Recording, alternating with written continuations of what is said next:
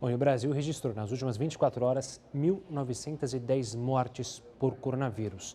Já é o segundo dia consecutivo que o país enfrenta um recorde no número de óbitos. Nós convidamos Gonçalo Vecina, médico sanitarista, ex-presidente da Anvisa e professor da FGV, para falar sobre a situação atual da pandemia no país. Doutor, obrigado pela participação aqui conosco para falar sobre esse momento delicado que a gente está vivendo.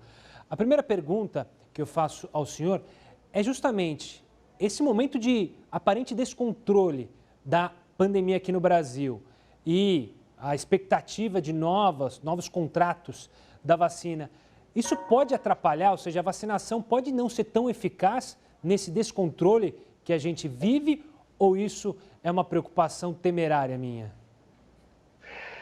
Bom, boa noite, obrigado pelo convite. Eu acho que esse momento é um momento terrível que nós estamos vivendo, muito difícil. Nunca tivemos um número tão grande de casos e de tantas mortes desnecessárias. Então, não tem muito o que fazer se não fazer a diminuição da atividade econômica. Sem diminuição da atividade econômica, vamos ter mais mortos.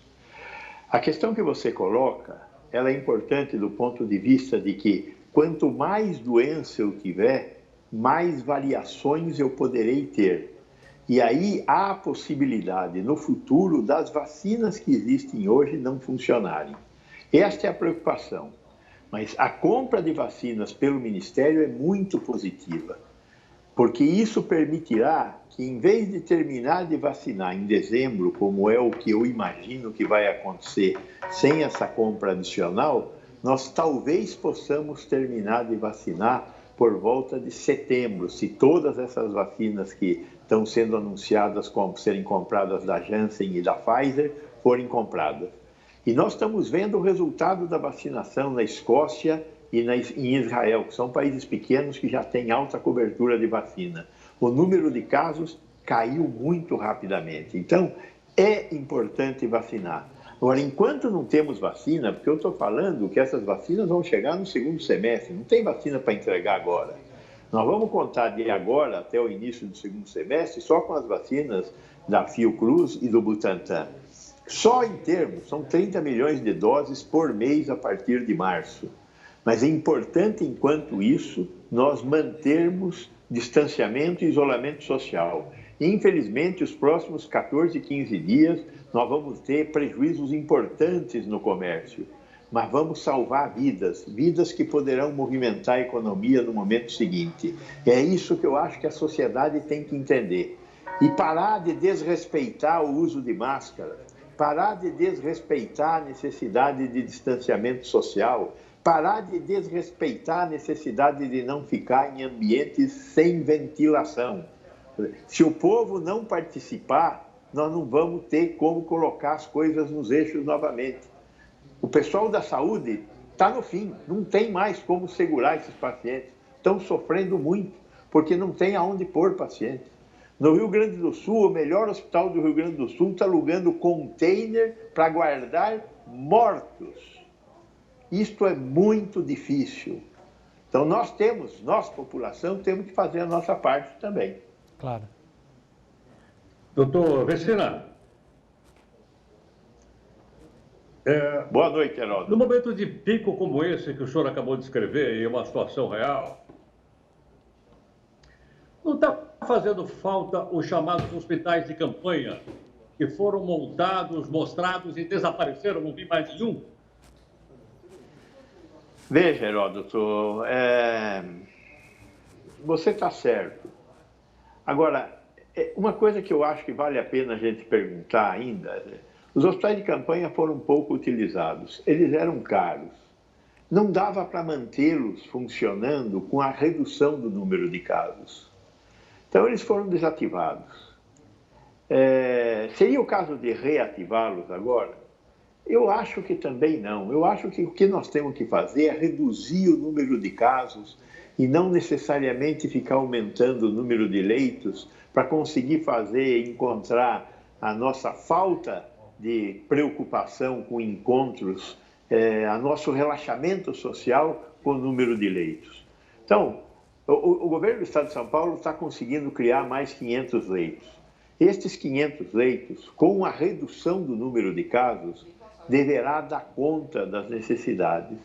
Eu acho que os hospitais de campanha têm que ser melhor pensados no futuro, porque é um investimento muito grande que você não consegue encontrar com o planejamento do número de leitos necessários. É bastante difícil isso. Doutor Vecina, queria olhar agora justamente para a Anvisa. Há poucos dias, o senhor mesmo criticou uma medida provisória que veio lá do Congresso para dar um prazo de 5 dias para a Anvisa decidir sobre vacinas. Esse prazo foi vetado pelo presidente Jair Bolsonaro, só que aí o Congresso fez uma outra manobra e agora deu 7 dias. Eu queria que o senhor analisasse essas pressões que a Anvisa tem sofrido em relação, principalmente, às vacinas. Eu entendo que o Congresso quer fazer é aumentar o acesso dos brasileiros à vacina. Então, acho que também não dá para criticar assim abertamente o Congresso. O que o Congresso tem que entender é que se eu não analiso adequadamente uma vacina, eu sou capaz de criar um desastre sanitário na esquina, né? Se eu pegar uma vacina que foi mal testada e der para milhões de pessoas e tiver um efeito colateral, de quem é essa conta? Do Congresso ou da Vigilância Sanitária?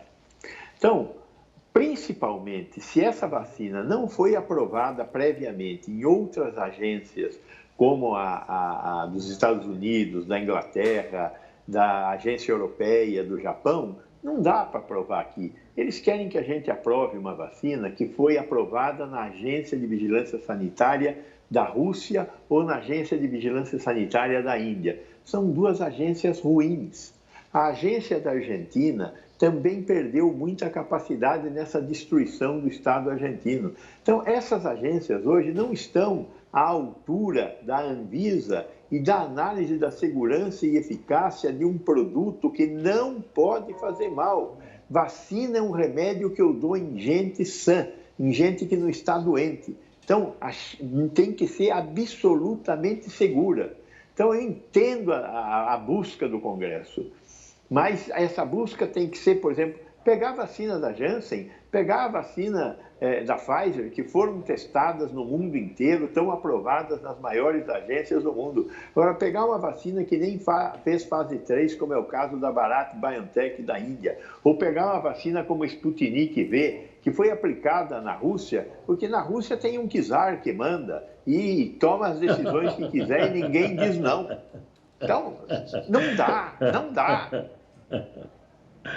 Doutor Vecina, eu acho que ficou bastante claro, de forma bastante didática, lembrando o seguinte: nós temos que colaborar. A população não pode, eu acho que os líderes não podem perder credibilidade, porque não dá para segurar todo mundo. As pessoas têm que acreditar e o senhor, inclusive, trouxe coisas realmente interessantes aí, falando de distanciamento e tudo mais. Mas eu queria que o senhor comentasse duas coisas.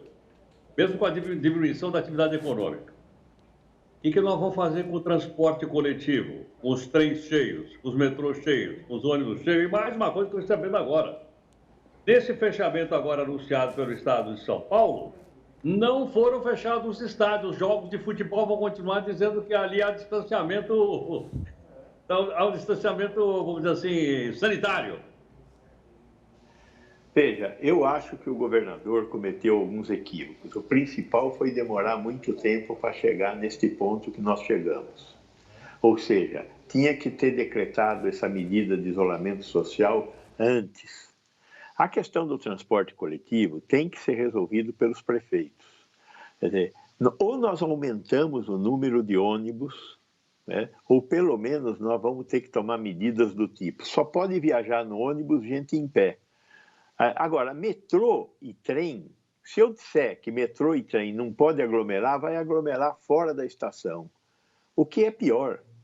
Eu acho que se a gente reduzir bastante a atividade econômica, de fato, o transporte coletivo irá sofrer menos as consequências de ter que transportar muita gente simultaneamente.